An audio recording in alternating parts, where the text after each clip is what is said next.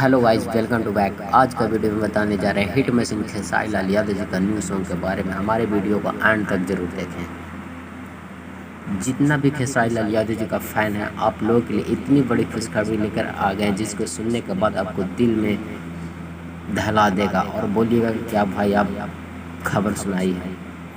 Global star Khesari Lal Yadav ji का fan को इंतज़ार था और बेचैन थे कि अगला गाना कब आ रहा है, किस चैनल से आ रहा है, कौन गा रहा है, किसने लिखा है, कितने बजे रिलीज़ किया जाएगा। आपका भाई आप लोग के लिए सारा डेटा लेकर आ चुके हैं। उससे पहले मेरा नाम प्रमोद कुमार, आप देख रहे हैं भोजपुरी और मेरा वीडियो अच्छा लगे तो ज़्यादा से ज़्यादा शेयर करें ताकि हिट मशीन खेसारी लाल यादव जी के फ़ैन तक पहुँचे और मालूम चले कि अगला गाना कब आ रहा है।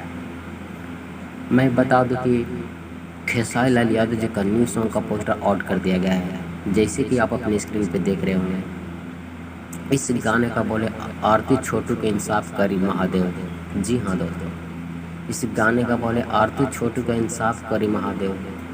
एक गाने का लिखा है विशाल भारती जी और म्यूजिक से सजाया है आर्य शर्मा जी। एक गाना बहुत ही जल्दी रिलीज होने जा रहा है और ये बहुत ही बेहतरीन शूटिंग किया गया है।